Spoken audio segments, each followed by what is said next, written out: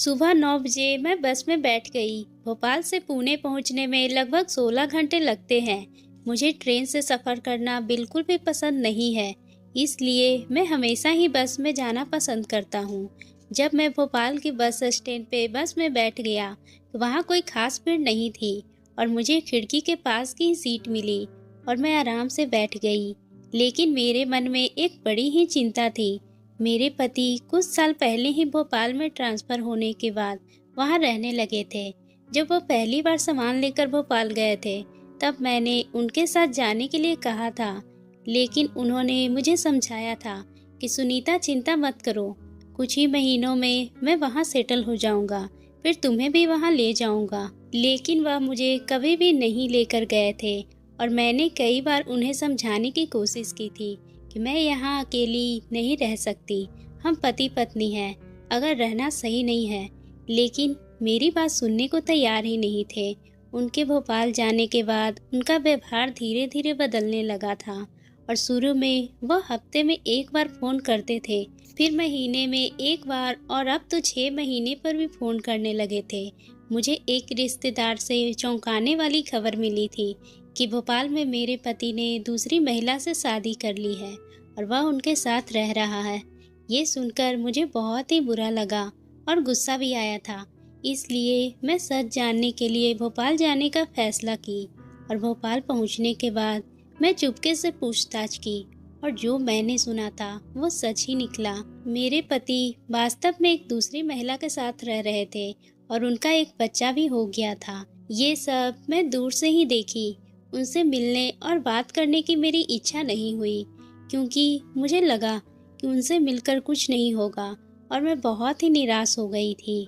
पिछले कुछ वर्षों से मैंने उन पर इतना भरोसा किया था और उनकी यादों में अपना जीवन बिताया था। एक दिन वह मुझसे अपने साथ ले जाएंगे, इस उम्मीद में मैंने कई साल बिताए थे। लेकिन उन्होंने मुझे जो धोखा दिया था, मुझे देखकर मेरे दिल को बहुत ही आघात हुआ था। मैं अपनी सीट पर अकेली बैठी हुई थी। मेरी सीट पे 2 लोग के लिए ही थी, लेकिन बस में काफ़ी जगह होने के कारण कुछ समय के लिए मेरी सीट खाली रही और अगले ही एक स्टेशन पे बस रुकी। कुछ लोग चढ़े, लेकिन उनमें एक पुरुष मेरे पास आकर बैठ गया। बस में बैठे बैठे काफ़ी समय बीत चुका था और मुझे थकान और महसूस होने लगी थी। दोपहर के 3 बज चुके होंगे और मेरी प्यास लग रही थी, इसलिए मैंने अपने बैग से पानी की बोतल निकाली, लेकिन बोतल में पानी तो खत्म हो चुका था। मैं बोतल को वापस रख ही रही थी, तभी मेरे पास बैठे उस आदमी ने देखा कि मुझे कुछ चाहिए, लेकिन मेरी बोतल का पानी खत्म हो गया था। वह बोला, मैडम आपको पानी चाहिए? मैंने कुछ नहीं कहा, लेकिन उसने अपने बैग से एक पानी की बोतल निकालकर मेरे हाथों में दे दी। मैंने थोड़े घूंट पी लिए और वह बोतल उन्हें वापस कर दी। मैंने उनका धन्यवाद कहा और जब शाम को करीब 7 बजे होंगे, तब तेजी से आगे बढ़ रही थी। मैंने उनसे पूछा, आप कहाँ जा रहे हैं? तो उन्होंने बताया कि मैं पुणे जा रहा हूँ। अच्छा, पुणे जा रही हो? ये सुनकर उन्हें थोड़ा आश्चर्य हुआ और उनके चेहरे पर एक हल्की सी मुस्कान भी आई थी। उन्होंने बताया कि वह भोपाल में काम करता है और इंजीनियर है और सर्दियों के दिन थे और जैसे जैसे शाम बढ़ रही थी, वातावरण में काफ़ी ठंड पड़ रही थी। मैंने अपनी खिड़की की कांच बंद कर दी थी, लेकिन कुछ यात्रियों ने खिड़कियां खुली रखी थी, जिसकी वजह से ठंडी हवा बस में आ रही थी। मुझे बहुत ही ठंड लगने लगी थी। मैंने स्वेटर तो पहन रखा था, लेकिन जल्दी जल्दी में शॉल लाना ही भूल गई थी, जिसका मुझे बहुत ही अफसोस था। जब रात के 10 बज चुके थे और ठंड बहुत ही ज़्यादा बढ़ गई थी, बस के अंदर की लाइट भी बंद हो गई थी। मैं ठंड से काँप रही थी और मेरे पास बैठे आदमी ने अपने बैग से एक शॉल निकालकर पहन ली थी। मुझे देखकर उसे समझ आ रहा होगा कि मुझे ठंड लग रही है, लेकिन उसने कुछ भी नहीं कहा और मैं खुद भी नाराज हो रही थी कि इतने लंबे सफ़र जा रही हूँ और शॉल देना ही भूल गई। रात लगभग 11 बजे बस एक ढाबे पे रुकी थी। मैंने तय किया कि गर्मा गर्म चाय पीकर थोड़ी गर्मी प्राप्त कर लूँ। चाय लेते वक्त वह आदमी भी नीचे उतरा था। उसने मेरी तरफ देखा और उसने पास आकर थोड़ा मुस्कुराते हुए पूछा, आप भी चाय लीजिए? उसने कहा ठीक है, तो मैं भी उसके लिए चाय मंगवा ली और दोनों ने साथ में चाय पी और थोड़ी बातचीत भी हुई। चाय पीने के बाद फिर बस में बैठ गई और गाड़ी चलने लगी थी। लेकिन अब रात के 12 बज चुके थे और ठंड भी तो बढ़ गई थी। मुझे फिर से पहले की तरह ठंड लगने लगी थी। उस आदमी ने कहा, मैडम अगर आपको कोई परवाह नहीं है तो क्या मैं आपको अपनी शॉल दे सकता हूँ। उसने अपनी शॉल उतारकर मेरी तरफ बढ़ाई थी। मैंने उसे लेने से तो मना कर दिया था, लेकिन उसे भी ठंड लग रही थी। मुझे लगा कि उसके लिए ये सही नहीं होगा, लेकिन वह बहुत ही आग्रह कर रहा था। मैंने कहा, आप मुझे शॉल दे रहे हैं, लेकिन आपको भी तो ठंडा लग रही होगी। वह हंसते हुए बोला, कोई बात नहीं, मैं एडजस्ट कर लूँगा। फिर मैंने कहा, नहीं आप खुद को परेशान मत कीजिए। थोड़ी ही देर तक मैं वही ठंड से कांपती रही, जब मुझसे कहा, मैडम अगर आपको कोई दिक्कत नहीं है तो हम दोनों मिलकर एक ही शॉल में आधा आधा ओढ़ सकते हैं। इसमें हम दोनों थोड़ा सा ठंड से बच सकेंगे। मैं थोड़ी देर सोचा और कहा, ठीक है, क्योंकि अब ठंड सहन करना बहुत ही मुश्किल हो रहा था। उसने अपनी शॉल आधी उतारी और मुझे दे दी और थोड़ा पास आ गया और मैं भी थोड़ी उसकी ओर ढल गई। हम दोनों ने शॉल को आधा आधा ओढ़ लिया और यात्रा फिर से शुरू हुई थी। अब रात का 1 बज गया था और कुछ ही घंटे हम पुणे पहुंचने वाले थे। शॉल की वजह से मेरी ठंड कुछ कम हो गई थी, लेकिन हम इतने पास थे कि उसके शरीर की गर्माहट मुझे काफ़ी राहत मिल रही थी। फिर बैठे रहने पर वो थोड़ा असहाय हुआ और बोला, मैडम मेरा हाथ थोड़ा जम गया है, क्या मैं आपके कंधे पर हाथ रख सकता हूँ, अगर आपको कोई दिक्कत नहीं है। मैंने कहा, ठीक है, कोई बात नहीं। उसने अपना बाएं हाथ मेरे कंधे पर रखा। उसमें हम और भी करीब आ गए। मैंने उसे धन्यवाद दिया और कहा, अच्छा हुआ कि आपने मुझे छोड़ दी, नहीं तो इस ठंड से मुझे बहुत ही दिक्कत होती।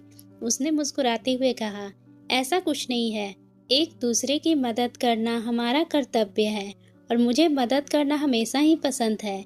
मुझे आपका स्वभाव बहुत ही पसंद आया, इसलिए मैंने उसे पूछा, आपका नाम क्या है। उसने जवाब दिया कि मेरा नाम कुणाल है। मैंने कहा, मेरा नाम सुनीता है। उसने हंसते हुए कहा, अच्छा नाम है। मैं थोड़ी लजाई और मैंने कहा, थैंक यू। हम इतने करीब बैठे थे कि आसपास के लोगों को लगता था कि जैसे हम पति पत्नी हैं। कुणाल बोला, मुझे बस में यात्रा करने की आदत नहीं है, मैं हमेशा ही ट्रेन से ही जाता हूँ, लेकिन आज पहली बार जब मैं बस से यात्रा कर रहा हूँ। मुझे बस में सफ़र करना बहुत ही बोरिंग लगता है। मैंने हंसते हुए कहा, ऐसा क्या है जो इस बस में यात्रा करना बहुत ही पसंद है। फिर उसने अपनी जेब से मोबाइल निकाल कर देखा और बोला, अब 2 बज चुके हैं, कुछ देर में ही गाड़ी पुणे पहुंचने वाली है। उसके चेहरे पे थोड़ी थकान दिखाई दे रही थी, लेकिन फिर भी वह शांत और खुश था। उसने मोबाइल से गाना लगाकर ब्लूटूथ से सुनना शुरू किया और फिर कुछ ही देर बाद गाना सुनने के बाद वो मेरी तरफ मुड़कर बोला, सुनीता, मुझे गाड़ी की हल्की सी आवाज़ सुनते ही नींद आने लगी है। उसके कंधे पर सर रखकर मुझे एक तरह की सुरक्षा और शांति महसूस हो रही थी। कुछ समय के बाद गाड़ी पुणे पहुंच गई थी। फिर मुझे उठाया और मैं तेजी से उठ गई। उसके चेहरे पर एक मीठी सी मुस्कान थी। वह बोला, सॉरी लेकिन पुणे आ गया है। आप गहरी नींद में थी, इसलिए जगाया नहीं, आपका स्टॉप छूट जाता। मैं देखते हुए हंसते हुए कहा, थैंक यू, अच्छा हुआ आपने मुझे जगाया नहीं, सच तो मेरी परेशानी हो जाती, लेकिन पुणे आ गया है, अब गहरी नींद में थी, इसलिए जगाया नहीं, आपका स्टॉप छूट जाता। और मैं देखते हुए हंसते हुए कहा, थैंक यू, अच्छा हुआ कि आपने मुझे जगाया नहीं, सच में मैं बहुत ही परेशान हो जाती। उसने मुझसे पूछा, आपको कहाँ उतरना है। मैंने कहा, मुझे वो स्टॉप पर उतरना है। यह सुनकर वो चौंक पड़ा और बोला, सच में। मैंने हंसते हुए उत्तर दिया, हाँ सच में मुझे वहीं उतरना है। अब मुझे थोड़ी सी और अजीब लग रहा था। हमारा सफ़र कितना सामान्य था। करीब रात के 4 बजे बस स्टॉप पर रुके। हम दोनों के नीचे उतर गए थे। चारों ओर गहरा सन्नाटा था और सड़क पर कुछ भी गाड़ियां नहीं दिखाई दे रही थी। मैंने तय किया था कि यहाँ से मैं रिक्शा लेकर घर जाऊंगी, लेकिन उस समय रिक्शा मिलना बहुत ही मुश्किल था। कुणाल अभी मेरे पास खड़ा था। मैंने पूछा, आपको कहाँ जाना है। ये सुनकर कुणाल कहने लगे, मैं बस रिक्शा मिलने तक आपके साथ रुक गया हूँ। उनकी इस बात ने मुझे उनका बहुत ही सम्मान बढ़ा दिया था। मैंने उनसे मुस्कुराते हुए कहा, थैंक यू। अब लगभग 4 बज रहे थे और ना तो रिक्शा मिल रही थी और ना ही वहाँ पर। फिर उन्होंने मुझसे कहा, सुनीता, अगर आपको कोई परेशानी नहीं है तो क्या आप मेरे घर चलेंगे? मेरा घर यहाँ पास में है और बहुत ही रात हो चुकी है। और उनका व्यवहार भी बहुत ही अच्छा था। मैंने उन पे भरोसा करते हुए कहा, ठीक है, चलिए। हम दोनों अपनी बैग लेकर चलते रहे और रास्ते में खामोशी थी। हम दोनों ने ज़्यादा बातें नहीं की थी, लेकिन उनके साथ चलने में मुझे एक तरह का सुकून मिल रहा था। कुछ ही देर चलने के बाद हम एक छोटे से घर के सामने पहुंचे। उन्होंने अपनी जेब से चाबी निकालकर दरवाज़ा खोला। हम अंदर गए और उनका घर बड़ा नहीं था, लेकिन 2 कमरा, एक छोटा सा लेकिन साफ चादर था और घर भी अच्छा था। उन्होंने कहा, सुनीता जी, मेरे घर में आपका स्वागत है। उन्होंने बताया, मैं यहाँ बहुत ही कम समय रहता हूँ। मेरा कामकाज भोपाल में ही ज़्यादा होता है, लेकिन कुछ दिन भोपाल में और यूं ही दिन रहता हूँ। मैंने कहा, आपका घर बहुत ही अच्छा है कुणाल जी। उन्होंने कहा, धन्यवाद। सुनीता जी, आप बेड पे सो जाइए, मैं सोफे पर सो जाऊँगा। मैं तुरंत कहा, नहीं नहीं, आप बेड पे सोए, मैं सोफे पर सो जाऊंगी। वह देवता से बोला, ऐसा नहीं है, आप मेरे घर की मेहमान हैं और मैं हार मानकर अगर तुम्हें बेड पर सोने भी दे दूं तो मुझे अच्छा नहीं लगेगा। कुणाल ने मुझे अपनी बात मानने पे मजबूर कर दिया था और हम दोनों अपनी अपनी जगह पे सो गए थे। सफ़र की थकान की वजह से मुझे नींद की आ गई थी और रात की बातें और उसका स्वभाव मेरे मन में एक अलग ही सकारात्मक असर डाला था। अब मेरी आंखें जब खुली तो मैं चारों ओर देखी। सामने की तस्वीर पे एक घड़ी लटकी हुई थी और सुबह के 9 बज रहे थे। मैंने देखा कि कुणाल जी उठ चुके हैं और घर में कुछ साफ सफाई कर रहे थे। घर में थोड़ी बहुत गंदगी थी और वह उसे साफ कर रहे थे। उन्होंने मेरी तरफ देखते हुए गुड मॉर्निंग कहा और बाथरूम की तरफ इशारा किया। मैं बाथरूम में गई, वहाँ कोलगेट रखा था तो मैंने उनसे किया और ब्रश किया। जब मैं ताज़ा होकर बाहर आई तो मैं अनजाने में कुणाल जी की तरफ देखी और कुछ क्षण के लिए उनसे नज़रों में खो गई थी। उन्होंने शर्ट उतार कर रखी थी और फिर बनियान पहने थे। उनका शरीर बहुत ही आकर्षक था, शायद वो जिम करते थे। मैं उनकी मोहक हो गई। देखकर कुछ क्षण के लिए उनसे देखती ही रह गई थी। उन्होंने मेरी तरफ नज़र पकड़ ली और मुस्कुराते हुए पूछा, सुनीता, तुम क्या चाय पियोगी या कॉफ़ी? मैंने कहा, मैं चाय पीऊँगी। उन्होंने तुरंत एक मस्त वाली चाय बनाई और सच में वह चाय बहुत ही अच्छी बनी थी। अब मैंने कहा, चाय तो बहुत ही अच्छी है। फिर मैंने कहा, अब मुझे जाना चाहिए। कल रात आप मुझे अपने घर रहने के लिए जगह देने के लिए बहुत ही धन्यवाद। कुणाल जी हंसते हुए बोले, ऐसा कुछ नहीं है, मुझे खुशी हुई है कि तुम यहाँ रुकी। मैंने फिर से उन्हें धन्यवाद दिया।